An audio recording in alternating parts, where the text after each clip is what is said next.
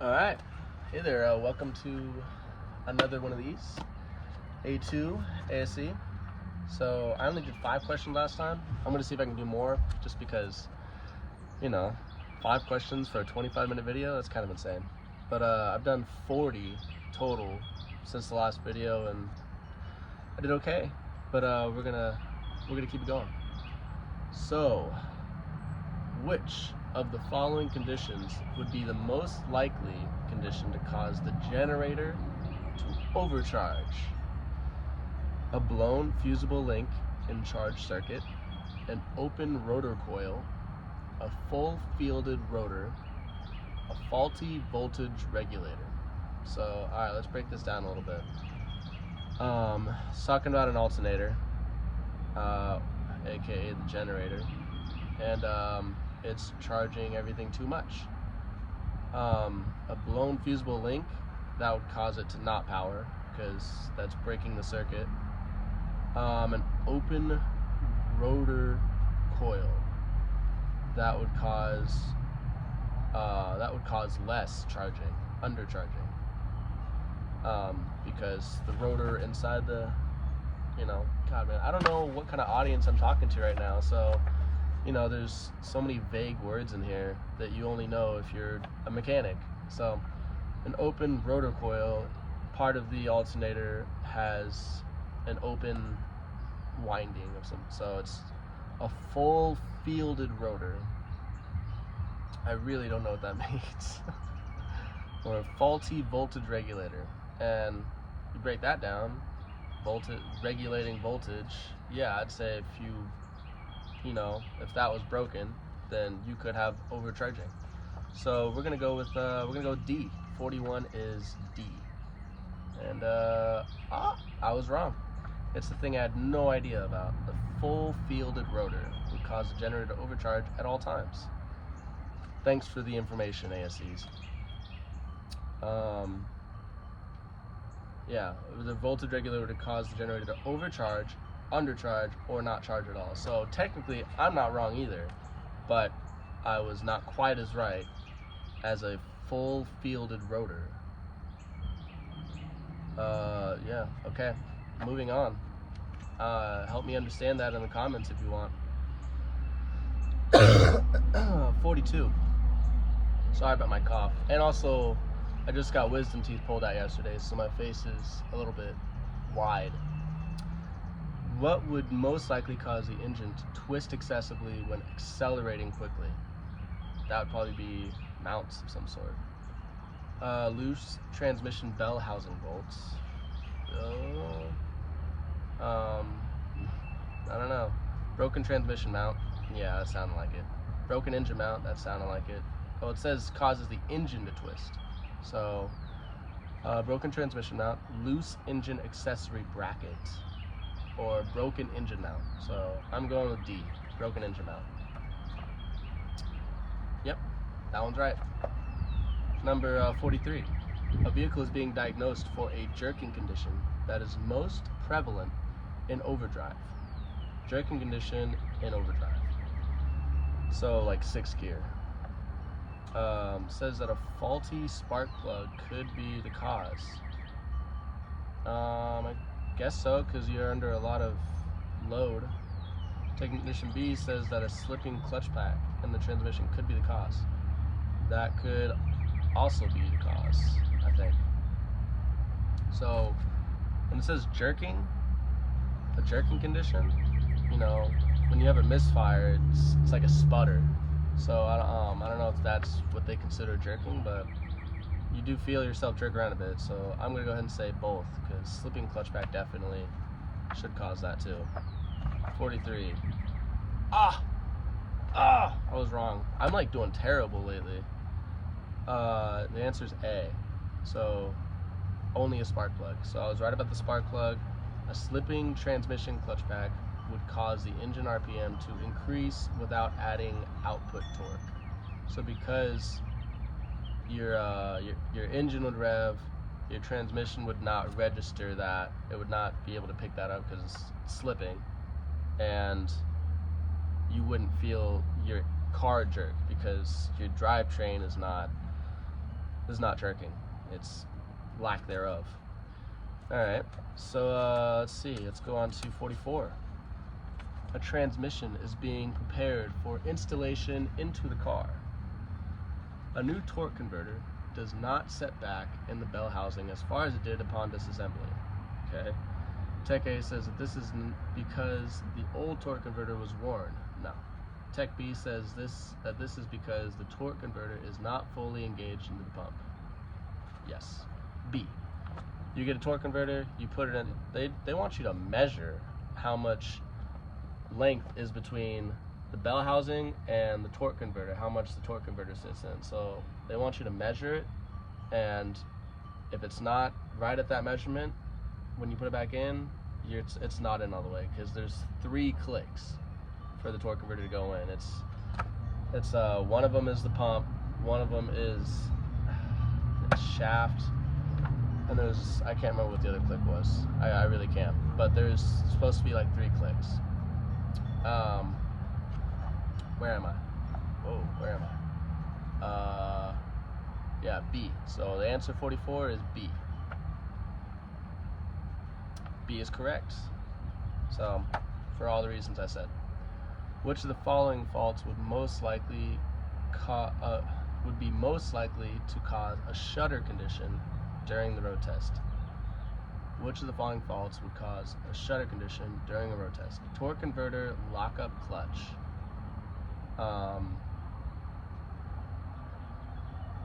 No. No, I don't.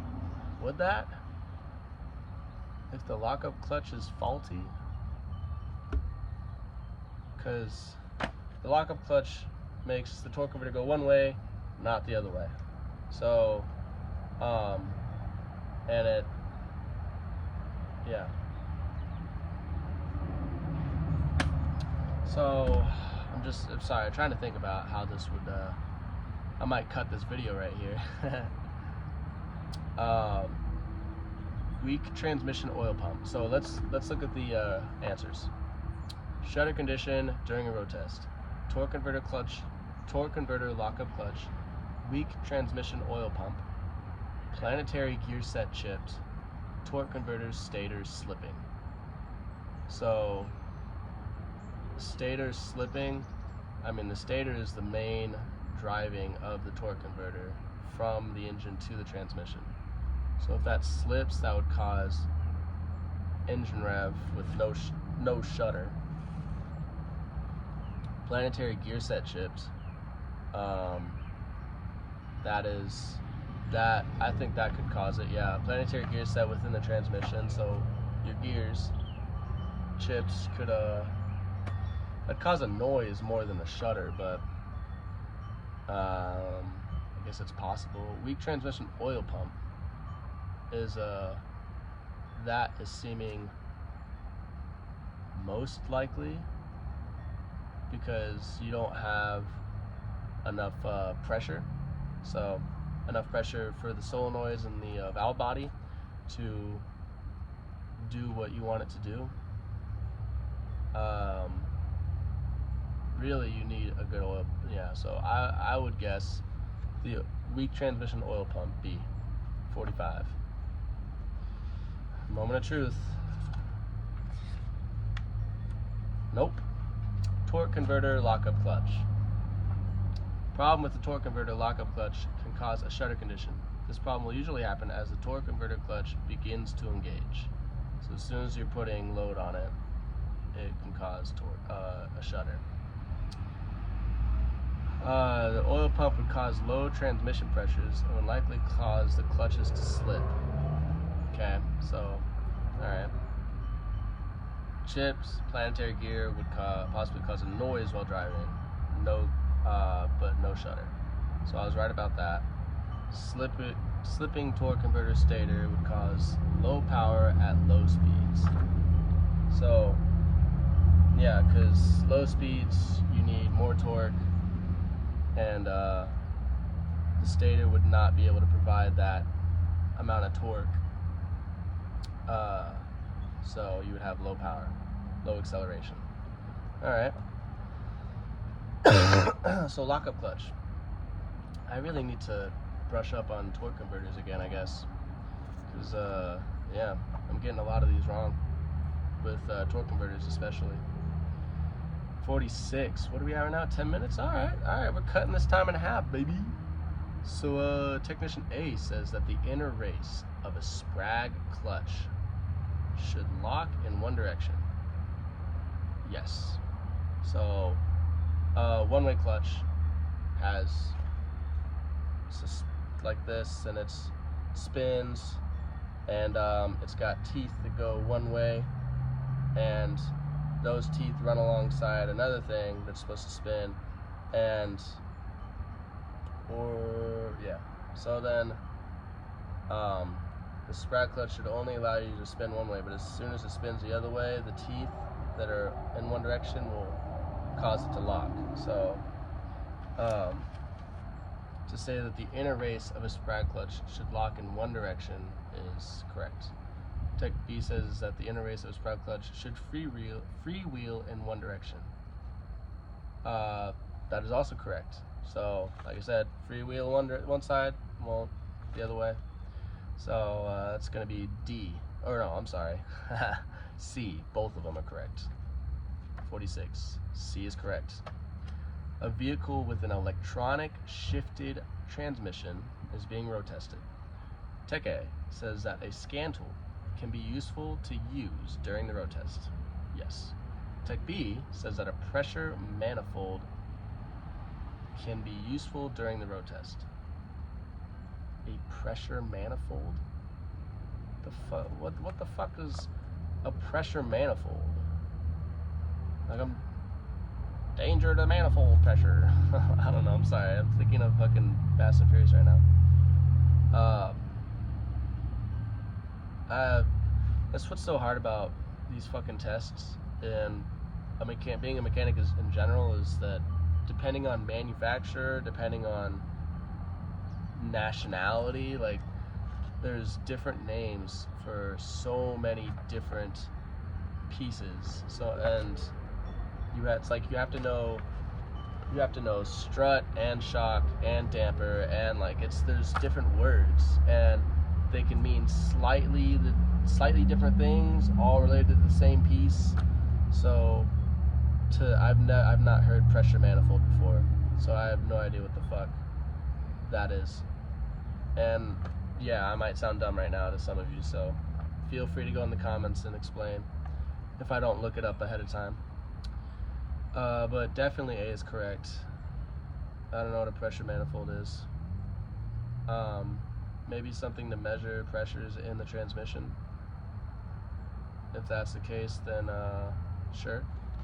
47, we'll just hit C. We'll and we'll see how it goes. 47, both technicians are correct. Nope, only A. It is not common to take a pressure manifold on a road test for a transmission complaint. I still don't know what the fuck a pressure manifold is, so whatever it is, it's not related to transmissions. Now, I know what an intake manifold is, and I know what an exhaust manifold is. I know that, I know what manifolds are, but what the is a pressure manifold an intake manifold? Like, I don't know. Anyways, a technician suspects a piece of debris is lodged in an oil delivery circuit in a transmission case. Which of the following methods would be most likely successful in clearing the debris from this area? Solvent and compressed air, pressurized nitrogen, water, shop rag and piece of wire. Yeah, so we're gonna go with A, solvent and compressed air. I don't know what the fuck nitrogen has to do with it, but you can put anything in there. It doesn't have to be nitrogen. Water, yeah, let's go ahead and rust the entire transmission while we're at it. And a shop rag and a piece of wire, you might as well fucking clog up the transmission even more with debris. So, A, solvent and compressed air. Yep, that's correct. Tech A says that a stall test should be performed before the engine warms up.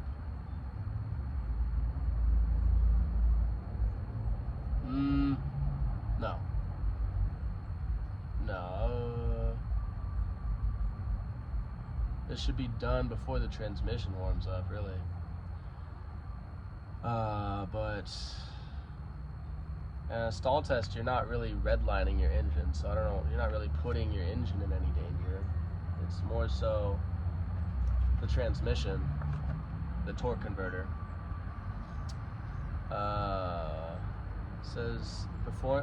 Tech B says performing a stall test for a minimum of 2 consecutive minutes is recommended. Fuck no. 20 seconds at most. So B's definitely wrong. A is not really related. We're gonna go with, and I'm assuming once the engine warms up, the transmission is warmed up too, and you would rather do it while the transmission's cold because it heats it up really fast. So I'm gonna go with D. Neither. 49 D. Ha ha ha. The engine should be at normal operating temperature before performing a stall test. So, alright, cool. I don't know why I said D after saying you should probably do it while the transmission is cold, but I guess I got the right answer and I'm not going back now. Stall test should only perform a few seconds at a time. Running this test for extended time will cause the transmission fluid to overheat, like I said. Alright, 50. We're at 16 minutes now. Yeah, we're gonna cut it off at 50 right here. 10 questions. I hope that was enough. A vehicle is being diagnosed for a drop in fuel economy. Technician A says that an inoperative torque converter clutch could be the cause. Yeah. Tech B says that a stuck open engine thermostat could be the cause.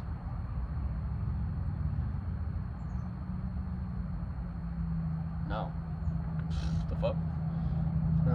You want extra cooling for your engine? Alright, so yeah, I'm just gonna go ahead and say A, technician A. Your torque converter is literally the conduit between your engine and your transmission. So if it's not working properly, that means you're gonna have economy issues. It's just like the amount of engine and the amount of energy your engine has to use to drive your transmission and your wheels and everything. If the rest of the car, I mean, there's a lot connected to just your engine. So if something in there is not working, including the torque converter clutch, yeah, your engine's gonna have to work harder and it's gonna cause economy issues. So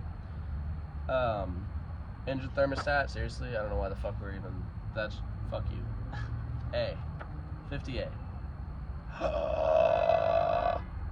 I was wrong. It's saying that a stuck open thermostat could also cause a drop in fuel economy.